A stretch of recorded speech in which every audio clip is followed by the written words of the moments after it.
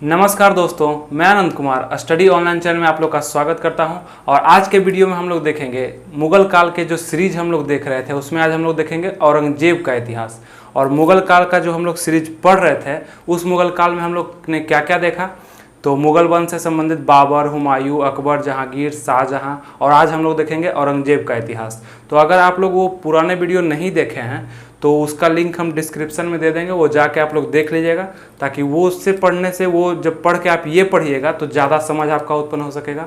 और हम बताते हैं कि हर चीज़ को आप कोरिलेट करके पढ़ते हैं, आप बार बार आपको बताते हैं कि जब आप कोरिलेट करके पढ़ते हैं तो ज़्यादा समझ में आता है। अब औरंगजेब का इतिहास पढ़िएगा, इससे पहले आप अगर शाहजहां का इतिहास, जहांगीर का नहीं पढ़े तो थोड़ा कम समझ में आएगा, दिक्कत होता है समझने में। तो कोरिलेट करके पढ़िएगा तो कोई दिक्कत नहीं होगा।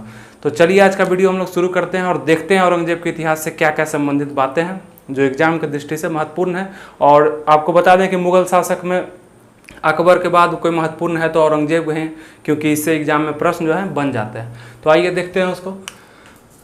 आज का चैप्टर होगा हमारा औरंगजेब पर आधारित होगा। और आपको बता दें कि ये औरंगजेब, इसके कुछ पीछे लेके आपको चलते हैं।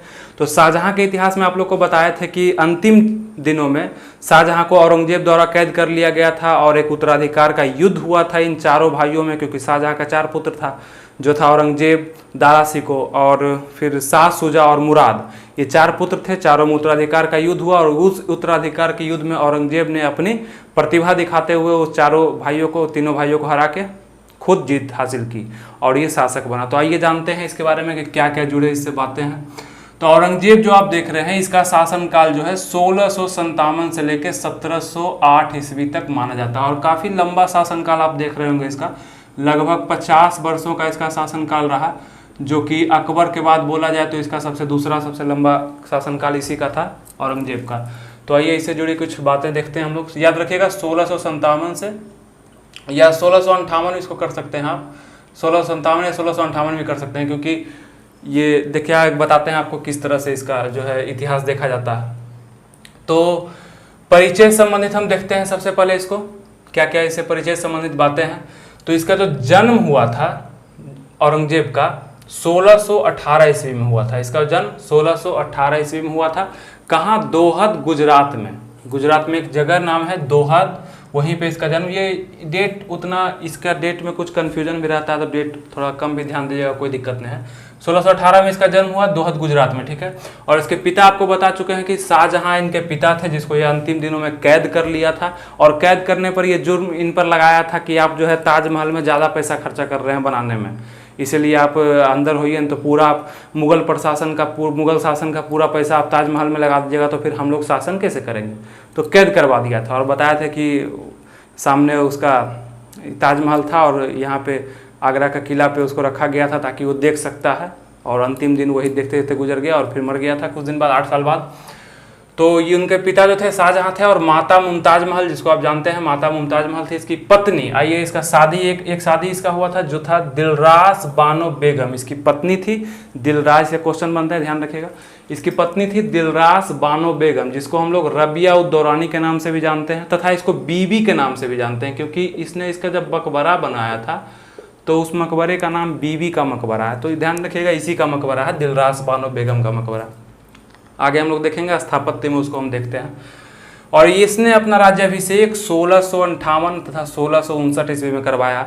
अकबर के बाद 2 बार राज्याभिषेक कराने वाला शासक औरंगजेब था मुगल काल में। आपको बताया था कि अकबर ने भी जल्दीबाजी में जो है यह पंजाब के कालानौर में करवा लिया था, फिर दिल्ली जाके करवाया था।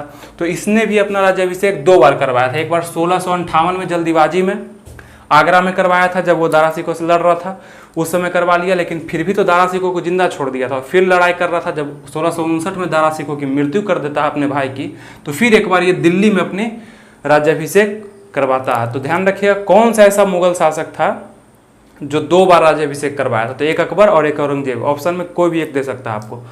तो इसने 2 बार जो है राज्याभिषेक करवाया था, ये बात ध्यान रखिएगा आप लोग। चलिए अब आगे देखते हैं। और इसने जो राज्याभिषेक करवाया था, जो गद्दी पर बैठा था, तो उस समय एक उपाधि लेकर बैठा था। जो उपाधि इसकी थी आलमगीर की उपाधि। ध्यान रखिएगा, आलमगीर के नाम से हम लोग इतिहास में किसको जानते हैं, तो इसको औरंगजेब को जानते हैं। तो आलमगीर की उपाधि जब धारण करके ये बैठा, तो आलमगीर का मतलब क्या होता है, इसका मतलब होता है विश्व विजेता। तो उस उपाधि के साथ इसने अपने राज्याभिषेक करवाई थी और गद्दी प्राप्त की थी। चलिए हम लोग आगे देखते हैं इसका गुरु का नाम। इसका गुरु का नाम मोहम्मद हकीम था, मीर मोहम्मद हकीम इसके गुरु का नाम था, ध्यान रखिएगा। फिर इसके उपनाम पर हम बात करते हैं तो जिंदा पीर, इसको जनता के द्वारा, वहाँ के मुस्लिम, खास करके मुस्लिम प्रजा के द्वारा इसको एक उपाधि दिया गया था जिंदा पीर, जो कि हम लोग आगे देखेंगे कि क्यों इसको जिंदा पीर की उपाधि दी गई थी, क्या ऐसा काम किया था कि जिंदा पीर की उपाधि इसको दी गई थी। तो ये पूछा जाता है एग्जाम में। जिंदा पीर की उपाधि औरंगजेब को प्राप्त थी, मुगल शासक के औरंगजेब को प्राप्त थी। ठीक है, इसका धर्म बात करते हैं तो ये किस धर्म से संबंधित था, तो ध्यान रखिए कि इस्लाम धर्म में दो धर्म होते हैं, सुन्नी और शिया। ये जो था सुन्नी धर्म से संबंधित शासक था, सुन्नी धर्म से, और ये काफ़ी कट्टर माना जाता है मुसलमान में। ये कट्टर शासक बन के उभरा अपने शासनकाल में, क्योंकि कुछ ऐसी इसकी कार्य शक्ति थी, कुछ ऐसा इसका काम था जिसने इसको एक कट्टर मुसलमान, कट्टर शासक की संज्ञा दी। और हम लोग आगे देखेंगे उसको इस स्लैब में कि क्या क्या उसने किए जो उसको कट्टर शासक की संज्ञा दी गई और वो कट्टर शासक बन के उभरा अपने शासनकाल में। फिर देखते हैं उसका बचपन जो गुजरा था वो नूरजहां के यहाँ गुजरा था। ये नूरजहां कौन थी? जहांगीर की पत्नी थी।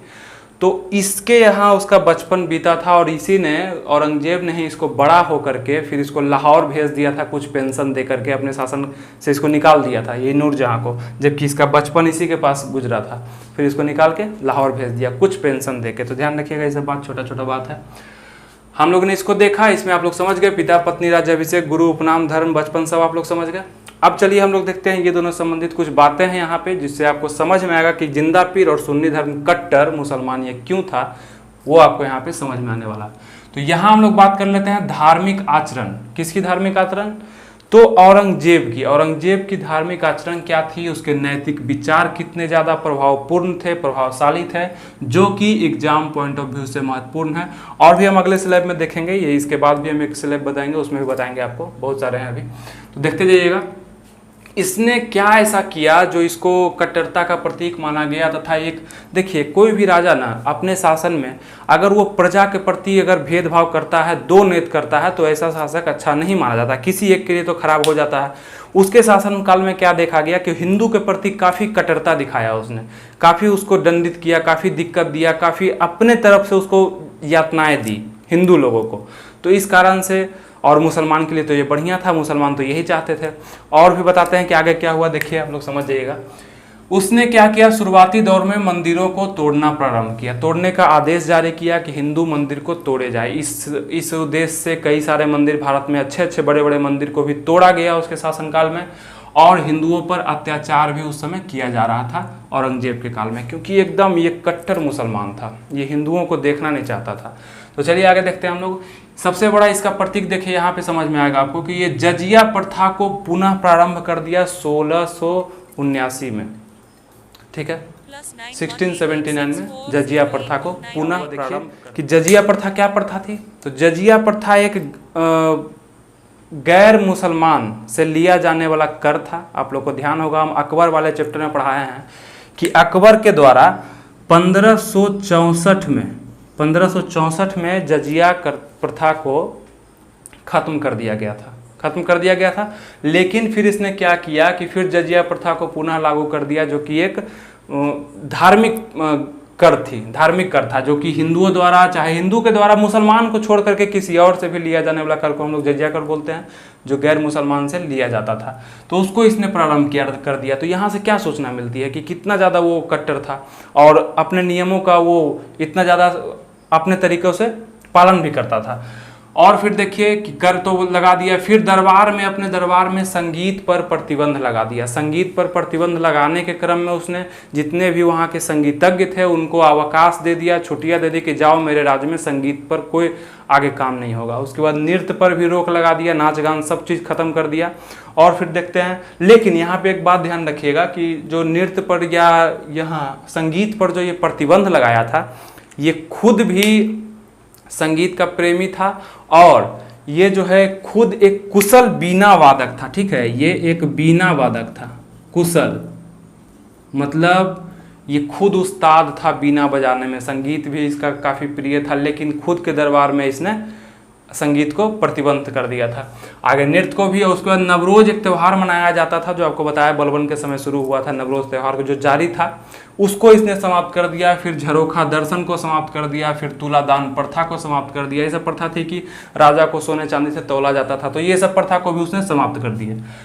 क्यों समाप्त किया ऐसा प्रथा को? क्योंकि वो एक रूढ़िवादी शासक था। मतलब उसका था कि जो भी होगा वो मेरे कुरान के अनुसार होगा, मुसलमान धर्म में जो बातें अच्छी है बस वही हमारे शासन में लागू होगी, जो बातें नहीं अच्छी है उसको एकदम लागू नहीं होना है। और इसके साथ साथ उसने ये मद्यपान पर भी प्रतिषेध कर दिया था। जैसे कि आप देखिए खैनी, बीड़ी, गुटखा, तिरंगा, दारू, ये सब उसने हटा दिए थे कि नहीं इसे कोई भी। इस कारण से क्या हुआ था कि उसको एक उपनाम दिया गया था जिंदा पीर की। जनता उसके प्रति अच्छा सोचने लगी कि कौन जनता? मुसलमान जनता अच्छा सोचने लगी कि नहीं ये शासक बहुत अच्छा है, रूढ़िवादी है और ये किसी भी गलत चीज़ों को अपने तरीक़ों से हटाना चाहता है, ये एक स्वस्थ राज्य की स्थापना करना चाहता है, तो इसको जिंदा पीर कहा गया। ये आप लोग ने समझा। अब देखिए यहाँ पर उसका उद्देश्य क्या था, ये सब करने का उद्देश्य क्या था? वो शासक बना था तो किस उद्देश्य से बना था, यहाँ समझिएगा। दारुल हर्ब से दारुल इस्लाम में परिवर्तन करना ही उसका उद्देश्य था। दारुल हर्ब का मतलब होता है काफिरों का देश। काफिरों का देश का मतलब होता है कि हिंदुस्तान को वो, पूरे भारत को वो एक काफिरों का देश मानता था। मतलब गैर मुसलमान देश मानता था कि यहाँ मुसलमान नहीं है, यहाँ सिर्फ अलग अलग धर्म के लोग हैं जो हमको नहीं पसंद है, हमको सिर्फ मुसलमान चाहिए। तो काफिरों का देश से वो दारुल इस्लाम मतलब इस्लाम का देश में परिवर्तन करना चाहता था भारत देश को। ये उसका मुख्य उद्देश्य था। तो ये सब आप पढ़िएगा, किसी बुक को आप प्रेफर करते हैं उसमें भी पढ़िएगा। तो क्वेश्चन यहाँ से बन जाते हैं काफिरों का देश। ध्यान रखिएगा, दारुल हर्ब से दारुल इस्लाम में बदलना चाहता था। उद्देश्य को देखा कि औरंगजेब के उद्देश्य क्या थे, और आगे हम लोग देखते हैं कि औरंगजेब ने कुरान को शासन का आधार बनाया था। आप लोग को बताया कि उसने कुरान को शासन का आधार बनाया। कुरान जो है एक मुसलमान का पवित्र ग्रंथ है, इसी को शासन के आधार बना के उसने कहा कि कुरान में जो बातें लिखी हुई है उसी बातों के अनुसार भारत में शासन होगा, हम उसी पे शासन करेंगे, उसी के द्वारा सब नियम का पालन किया जाएगा और सभी को ये नियम मानना भी पड़ेगा, जो कि हिंदू नहीं मान सकते थे। तो ये सब परिवर्तन के कारण जो है उसको एक कट्टर मुस्लिम की संज्ञा दी गई, और रूढ़िवादी विचारों के कारण, इसी रूढ़िवादी विचारों के कारण उसे जिंदा पीर की भी संज्ञा मुसलमानों द्वारा, उनकी प्रजा द्वारा दिया गया। तो ये सब बात आप लोग देखें। इसमें आप लोगों ने क्या क्या देखा? जन्म से संबंधित, पिता से प्रारंभिक जीवन से संबंधित, और उसने उसके विचार, उसके धार्मिक आचरण, नैतिक विचार संबंधित कुछ बातों को देखा, और उसके शासन काल। यहाँ पे शासन काल जरा आप लोग सुधार लीजिएगा इसको, यहाँ पे 57 में 58 होगा, यहाँ 1658 से 1708 तक वहाँ पे जो शासन हुआ था। 1658 से लेकर 1708 तक जो है इसका शासन था, जो 50 वर्षों का था। यहाँ पे सुधार लीजिएगा, मिस्टेक हो गया था।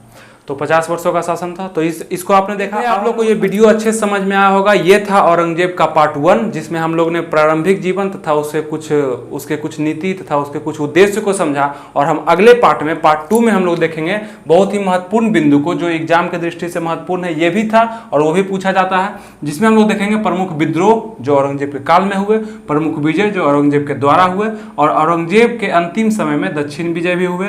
स्थापत्य से संबंधित कुछ बिंदु को देखेंगे, कुछ निर्माण हुए थे, तथा उसके अंतिम में मृत्यु हो जाती है 1707 में। वहीं पे औरंगजेब का इतिहास जो है समाप्त हो जाता है। तो उम्मीद है आप लोग को ये वीडियो बहुत ही अच्छे से समझ में आया होगा और अगला भी समझ में आएगा। तो इसको लाइक करिए और जुड़िए हमारे चैनल से, ताकि अगला वीडियो जो है आप लोग को जल्दी से मिल सके। तो फिर मिलते हैं अपने अगले वीडियो में, तब तक के लिए थैंक यू, जय हिंद।